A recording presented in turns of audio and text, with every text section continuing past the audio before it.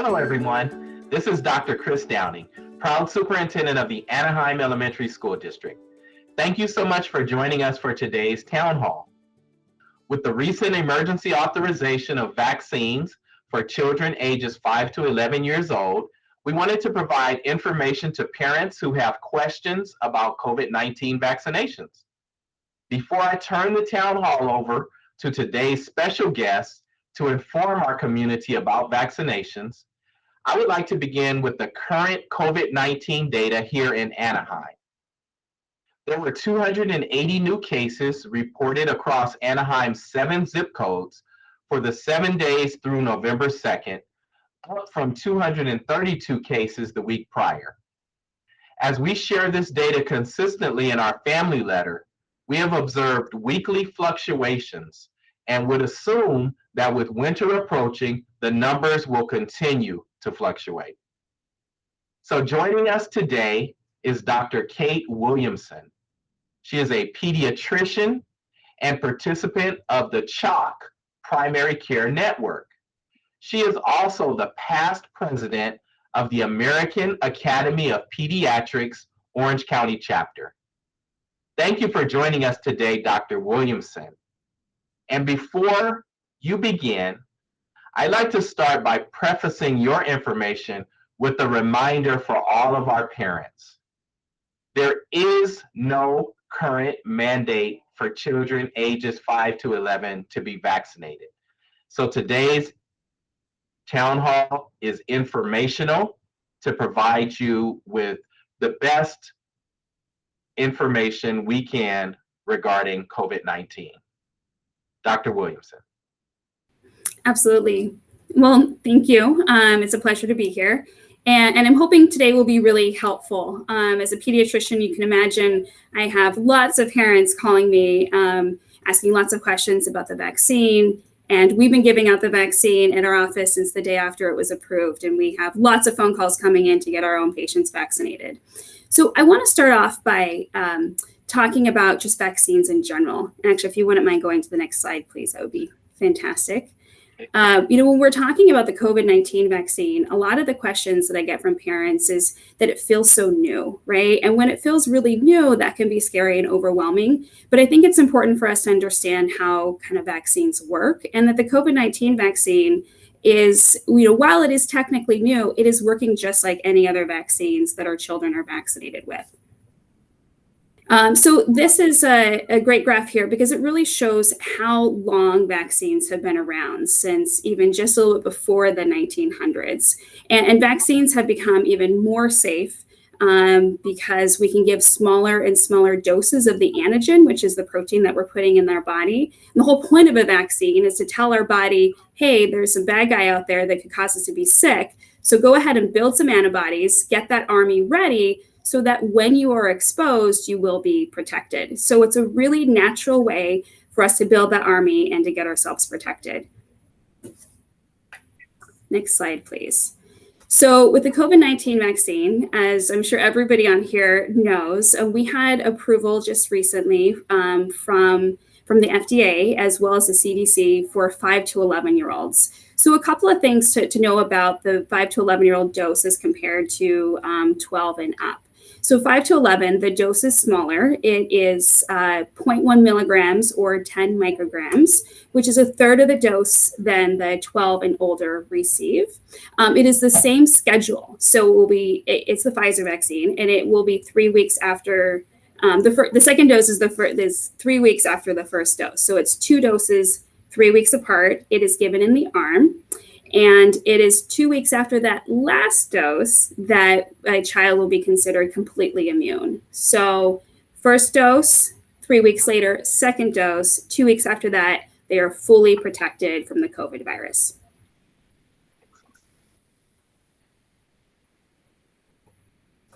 So I don't know, Chris, if you wanted to talk about the quarantine requirements from your perspective, but this is something that I think is really important, right? We've been talking about since the beginning of the pandemic, how schools handle quarantining and just in general, how we handle quarantining. So whether or not a child is vaccinated does make a huge difference in whether or not they are likely to get infected and whether or not they're likely to pass on that infection to others. So if your child is fully vaccinated, and that means 2 weeks after the second dose, and they have been exposed to somebody who is known to have COVID-19, they do not need to quarantine as long as they do not have any symptoms. If they do have symptoms, they should see their pediatrician and they should get tested and they should quarantine until it is known that they don't have COVID-19.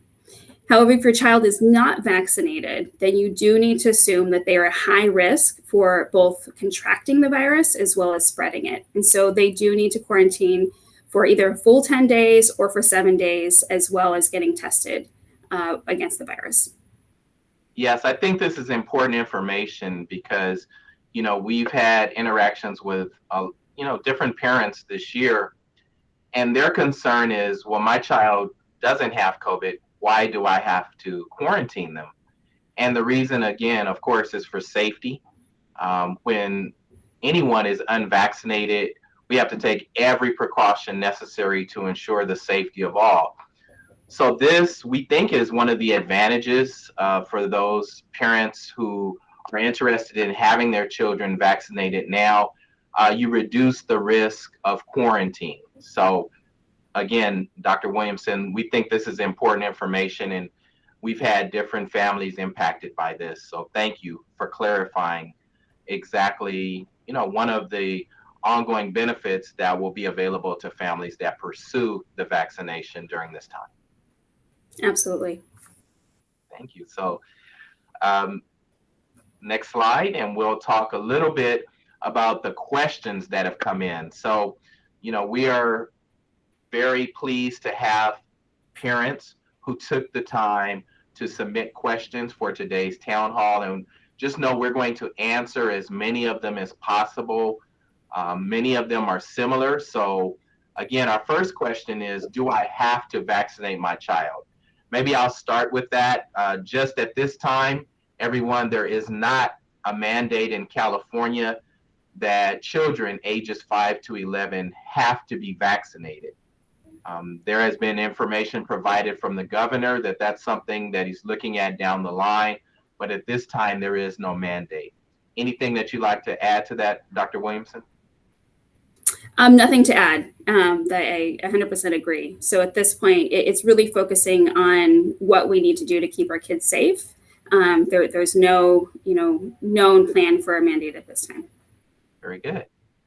Next one, what are the protocols for adverse side effects from the vaccine? And maybe you can tell us just a little bit about when you're vaccinated. We've heard that sometimes there are side effects, and then what would a parent expect, and what might they do if there are side effects? Yeah, that's a really great question. So, with a vaccine, it's always good to think about, well, what exactly is happening, right? And so, essentially you are telling your body to develop an immune response to said virus. And in this case, obviously, it's the COVID-19 virus. And so when your immune system revs up and starts making those antibodies, you can have symptoms such as fevers, fatigue. You could be sore also at the injection site. For all of us who've been vaccinated with anything, right? But including the COVID-19 vaccine, some of us had some of those symptoms, and soreness is definitely a possibility. So those are things to expect. If you have any concerns that your child's fever, if your child has a fever, is lasting longer than a couple of days, if the soreness is not resolving, or if you have any other questions about health concerns, I always recommend to call your pediatrician, because your pediatrician, from a health perspective, knows your child better than any other health professional out there. There is also a telephone hotline, just so you know, to get more information about COVID as well through CHOC. It's, and I'll probably repeat this again, it's 1-844 and then the words GET CHOC, GETCHOC. This is going to be more for general questions. So if you have more general questions to ask, that's a great telephone number to call. If you have more specific questions about your child, always best to talk to your pediatrician. Thank you. That's very helpful. So our next question, can my child attend school in person without getting the vaccine? So I think I'll address that one. Because there is no state mandate, all children can attend school in person at this time. And our next question, again, will the online academy continue to be offered for students who do not get the vaccine? So Dr. Williamson, our district operates the Anaheim Elementary Online Academy, and it is our district goal to continue to operate this school for the foreseeable future. We want to provide a space for those families that choose to not return for in-person instruction at this time. And our program is in alignment with the state mandates for independent study. So the answer is that we will continue to offer the online academy, and we follow the guidance from the state of California. So what that might look like in the future, I think it's premature to say, but our district will continue to offer the online academy. It's so great you have the resources to offer that. That's fantastic. Yes, and throughout the pandemic, there are some practices that were began in education, and we want to do our best to continue those that are successful practices. Our next question, what would the parent of a student with a disability need to know about navigating concerns with mandatory vaccinations? Again, I think the first part is a clarification that the vaccinations are not mandatory at this time. Dr. Williamson, anything in general that parents would need to know about navigating concerns regarding vaccinations overall? So I think it's good to think about what children are eligible and if there are any children who are not eligible to get the vaccine. And really, most, if not all children are eligible to get the COVID-19 vaccine. So separate from the mandatory vaccination discussion, I think it's really important to think about your child's health and talk with your pediatrician. But children who have allergies, including they have an anaphylactic response to peanuts, or they have asthma, or they're immune compromised. So children who we think might be more sensitive, it is even more important to make sure that they're vaccinated, because should they get the COVID-19 virus, they're more likely to have negative responses, and they may have even long-term side effects. So again, I think it's always best to talk to your pediatrician about your child's individual health needs, but I highly recommend as many children as possible be vaccinated to protect themselves. Thank you. And from the school district perspective, because there is no current mandate for vaccinations, we would just encourage parents to continue to monitor the updates from the district, meet with your own medical provider as necessary, and continue to meet with your IEP team at your child's school, especially for those parents, as outlined in this question, of students with a disability. All right. Next question.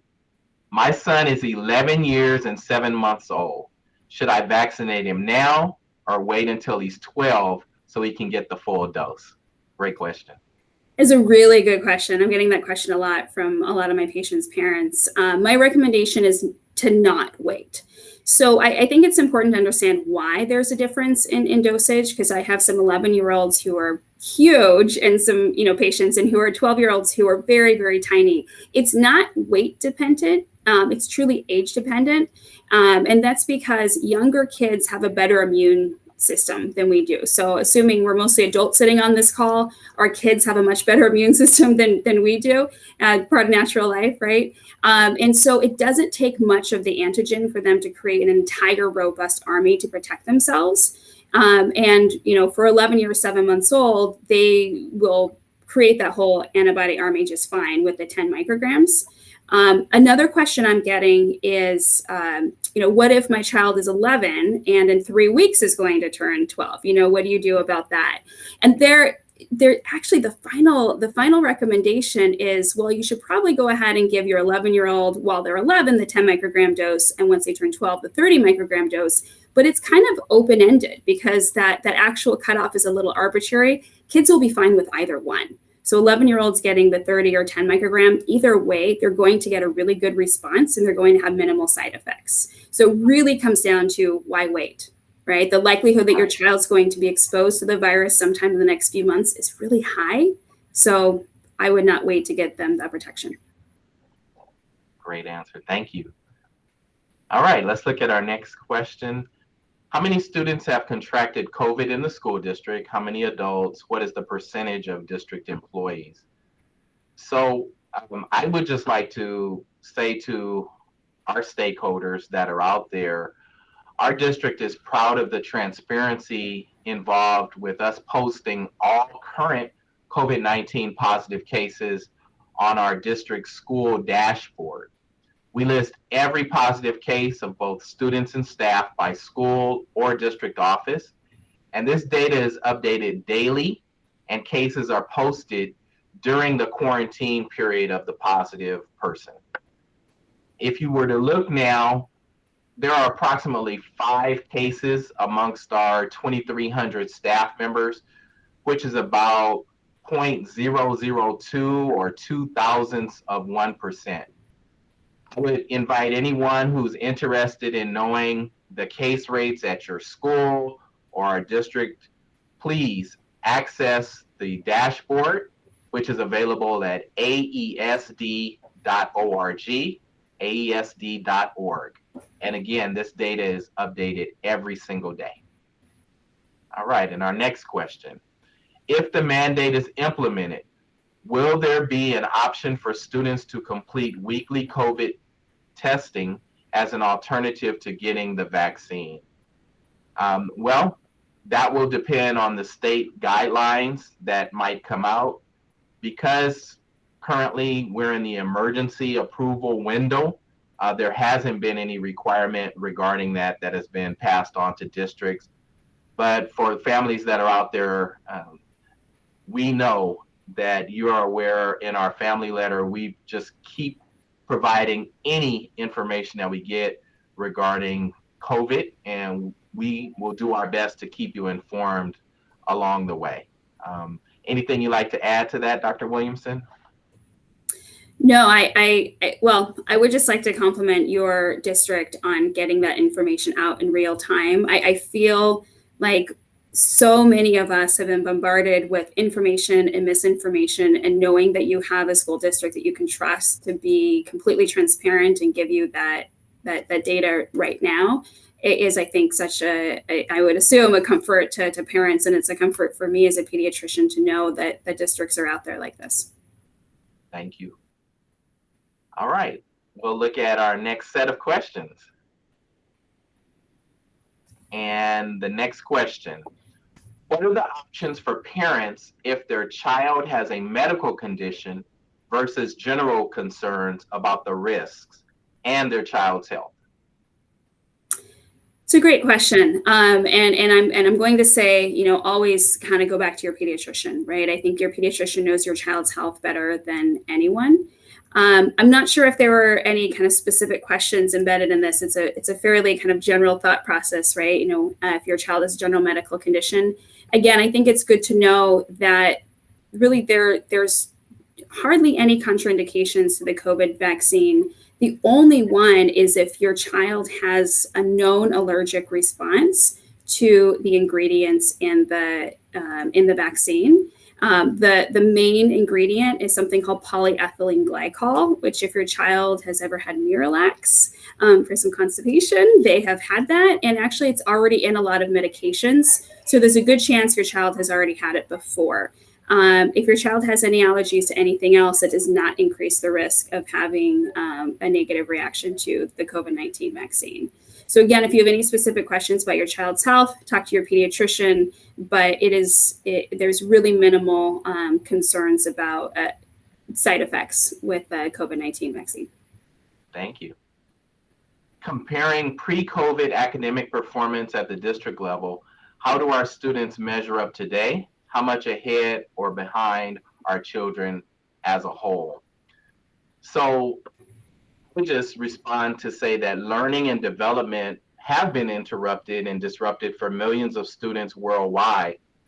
At this time, our district is using diagnostic assessments and other tools to meet each child where he or she is and to devise a plan for making up for the interruptions. we are focused on recovery and rebuilding.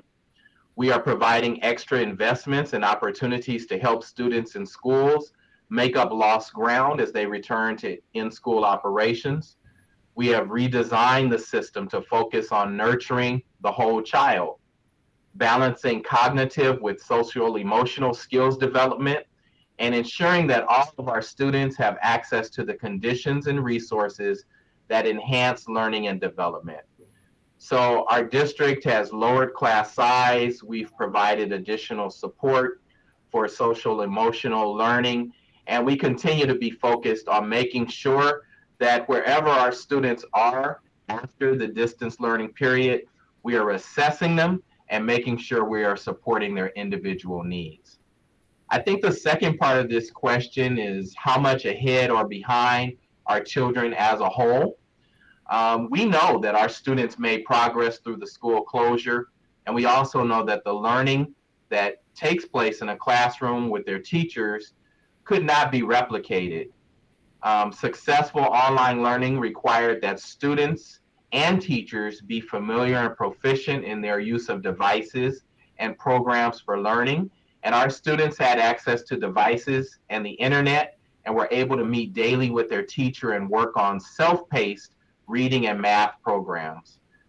Based on the data that we are reviewing, our students whose home language is not English appear to have lost ground on developing English language proficiency. We anticipated this and have emphasized oral language development as well as a focus on essential standards in English language arts and math. So our 23 traditional schools in-person services before, during, and after school to help students make progress. These same resources are available by request at our online academy. And again, this year, parents, we will be offering a summer academy, and you're encouraged to work closely with your child's teacher and administrator if you have any concerns about their academic performance. Have those conversations, reach out. We are here to address your concerns. So let's continue. In terms of support for this recent approval, Dr. Williamson, we have partnered with Albertsons and Pavilions pharmacies, and we are actually going to offer free vaccinations to interested families beginning this Saturday, November 13th. So we've identified 3 locations: John Marshall Elementary School, Key Elementary School, and Orange Grove Elementary School. And these vaccination clinics are going to take place 8 a.m. to 12 p.m.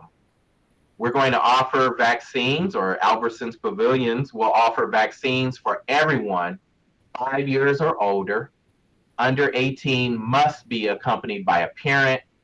And these clinics are going to be by appointment only. So we would ask everyone who's interested, please go to aesd.org. We've also sent out flyers. There is a registration process that will ask you some questions so that, again, the pharmacists have your child's information prior to administering any vaccine. Dr. Williamson, any feedback regarding our district offering these clinics?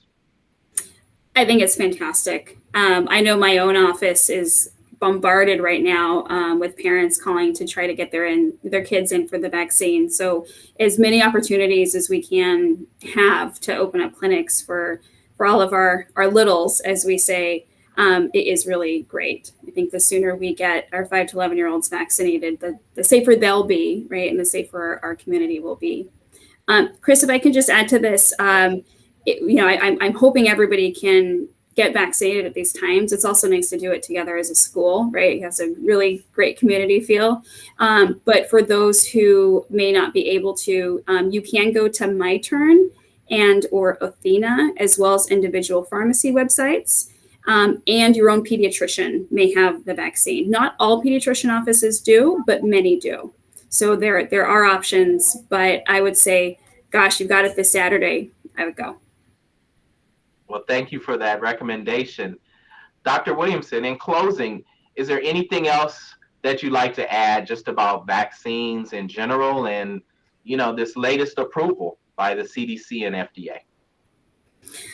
I'm just very excited. I think that, we've all lived through the same pandemic. We're still in it. We've seen how much COVID has impacted kids in a very negative way. And whether it's because they have become directly sick from COVID, either short-term or long-term symptoms, other ways that it's impacted them is through distance learning and kids who have fallen behind. I've seen so many mental health issues for our young kids. And, I truly see the heroes in this pandemic as teachers and parents, because you're the ones right there having to figure out the day to day, what's this child, how's my child doing? What's the next step? Where is their education? And so I am just so excited to see our kids be protected and get them out of this pandemic. It is time. Well, thank you so much, Dr. Williamson, for joining us today. With last week's emergency approval, we knew that today's town hall was a necessary step for us to provide information for our stakeholders that are weighing their options right now. So we just want to thank you so much for your time today. Parents, you will continue to receive information from our district regarding COVID-19 and its impact, any guidance that is received from the state, and also the available resources that our district has to support you through this time. So we would encourage you to please continue to visit aesd.org. Please read our family letters that come not only from our district, but from your school site as well. And again, continue to work with your medical provider as necessary as you make the difficult decision during this time on whether to proceed with vaccinating your children. So thank you, everyone, for joining us today. And we look forward, Dr. Williamson, to having you back in our district. Just the information you provided is very clear. And coming from an actual pediatrician, I know that our parents will be encouraged by the information that you gave today. So thank you. Thank you. Good luck, everyone. All right. Thank you, everyone. That will conclude today's town hall. If your question was not addressed, please know that we will post answers to all questions that were submitted by Friday, November 12th, and that will be posted onto our aesd.org website. So thank you all for your participation today, and we'll see you soon. Be well. Bye, everybody.